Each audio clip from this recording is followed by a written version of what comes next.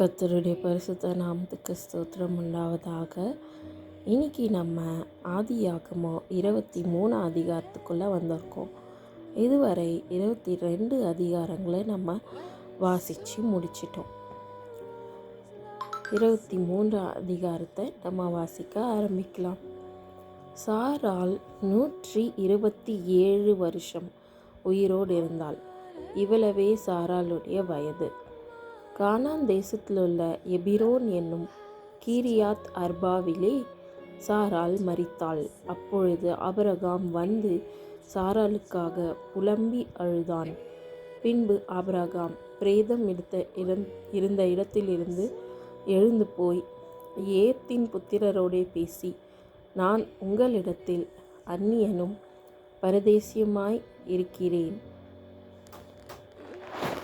என்னிடத்தில் இருக்கிற இந்த பிரேதம் என் கண்முன் இராதபடிக்கு நான் அதை அடக்கம் பண்ணுவதற்கு உங்களிடத்தில் எனக்கு சொந்தமாக ஒரு கல்லறை பூமியை தர வேண்டும் என்றான். அதற்கு ஏத்தின் புத்திரர் ஆபிரகாமுக்கு பிரதியுத்தரமாக, எங்கள் ஆண்டவனே, நாங்கள் சொல்லுகிறதை கேளும். எங்களுக்குள்ளே நீர் மகா பிரபு.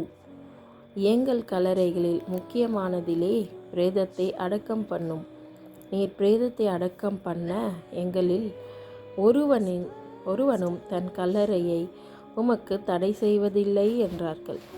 அப்பொழுது ஆபிரகாம் எழுந்திருந்து ஏத்தின் புத்திரராகிய அத்தேசத்தாருக்கு வந்தனம் செய்து அவர்களோட பேசி, என்னிடத்தில் இருக்கிற பிரேதம் என் கண்முன் இராதபடிக்கு நான் அதை அடக்கம் பண்ண உங்களுக்கு சம்மதியானால், நீங்கள் என் வார்த்தையை கேட்டு சோகாருடைய குமாரனாக எப்பெரோன் தன் நிலத்தின் கடைசியிலே இருக்கிற மக்பேலா எனப்பட்ட குகையை எனக்கு சொந்தமான கல்லறை பூமியாக ஆகும்படி தர வேண்டும் என்று அவரிடத்தில் எனக்காக வேண்டிக் கொள்ளுங்கள். அது பெருமான விலைக்கு அவர் அதை தருவாராக என்றான். எப்பெரோன் ஏத்தின் புத்திரர் நடுவிலே உட்கார்ந்திருந்தான். அப்பொழுது ஏத்தியனாகிய எப்பெரோன் தன் ஊர் வாசலுக்குள் பிரவேசிக்கிற ஏத்தின் புத்திரர் அனைவரும் கேட்க ஆபிரகாமுக்கு பிரதியுத்தரமாக, அப்படி அல்ல என் ஆண்டவனே, என் வார்த்தையை கேளும். அந்த நிலத்தை உமக்கு தருகிறேன். அதில் இருக்கும் குகையையும் உமக்கு தருகிறேன். என் ஜனபுத்திரருடைய கண்களுக்கு முன்பாக அதை உமக்கு தருகிறேன். உம்மிடத்தில் இருக்கிற பிரேதத்தை அடக்கம் பண்ணும் என்றான். அப்பொழுது ஆபிரகாம் அத்தேசத்தாருக்கு வந்தனம் செய்து தேசத்து ஜனங்கள் கேட்க எப்பெரோனை நோக்கி, கொடுக்க உமக்கு மனதானால் என் வார்த்தையை கேளும். நிலத்தின் விலையை தருகிறேன். என் கையில் அதை வாங்கிக் கொள்ளும். அப்பொழுது என்னிடத்தில் இருக்கிற பிரேதத்தை அவ்விடத்தில் அடக்கம் பண்ணுவேன் என்றான். அதற்கு எப்பெரோன் ஆபிரகாமுக்கு பிரதியுத்தரமாக, என் ஆண்டவனே, நான் சொல்லுகிறதை கேளும். அந்த நிலம் 400 சேக்கல் நிறை வெள்ளி பெறும். எனக்கும் உமக்கும் அது எவ்வளவு காரியம்? நீர் உம்மிடத்தில் இருக்கிற பிரேதத்தை அடக்கம் பண்ணும் என்றான்.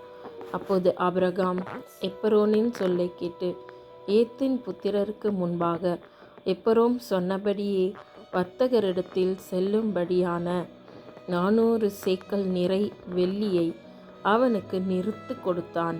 இந்த பிரகாரம் மம்ரேக்கு எதிரே மக்பேலாவிலுள்ள எப்பெரோனுடைய நிலமாகிய அந்த பூமியும் அதிலுள்ள குகையும் நிலத்தின் எல்லை எங்கும் சூழ்ந்திருக்கிற மரங்கள் அடங்கலும் அவனுக்கு ஊர் வாசலுக்குள் பிரவேசிக்கும் ஏத்தின் புத்திரர் எல்லாரும் அறிய ஆபிரகாமுக்கு சொந்தமாக உறுதிப்படுத்தப்பட்டது. அதற்கு பின் ஆபிரகாம் தன் மனைவியாகிய சாராளை கானான் தேசத்தில் எப்பெரோன் ஊர் பூமியான மம்ரேக்கு எதிரே இருக்கிற மக்பேலா என்னும் நிலத்தின் குகையிலே அடக்கம் பண்ணினான். இப்படி ஏத்தின் புத்திரர் கையில் கொல்லப்பட்ட அந்த நிலமும் அதிலுள்ள குகையும் ஆபிரகாமுக்கு சொந்த கல்லறை பூமியாக உறுதிப்படுத்தப்பட்டது. ஸோ நம்ம இங்கே முதலாக கல்லறை குறித்து கேள்விப்படுறோம்.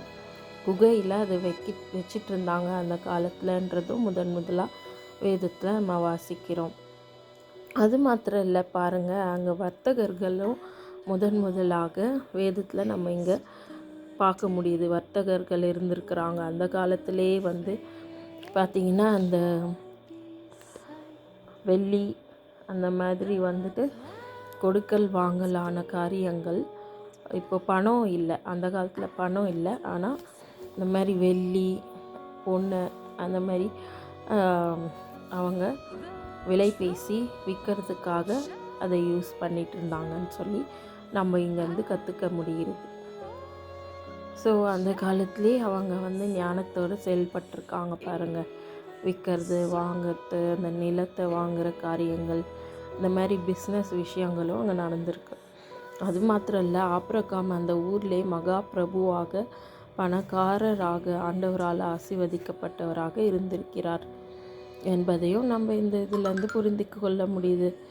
இந்த சாரால் எப்படியாக அடக்கம் பண்ணப்பட்டாங்கன்னு சொல்லி மிக மிக டீட்டெயிலாக இந்த ஒரு அதிகாரம் முழுவதும் அவங்க பேசின வார்த்தைகள், பேச்சுவார்த்தைகள், அந்த பிஸ்னஸ் காரியங்கள், எப்படி அவர் அந்த நிலத்தையும் அந்த குகையும் வாங்கினார், அடக்கம் பண்ணார், எல்லாமே மிக தெளிவாகவும் டீட்டெயிலாகவும் நம்ம இப்போ வாசித்தோம்.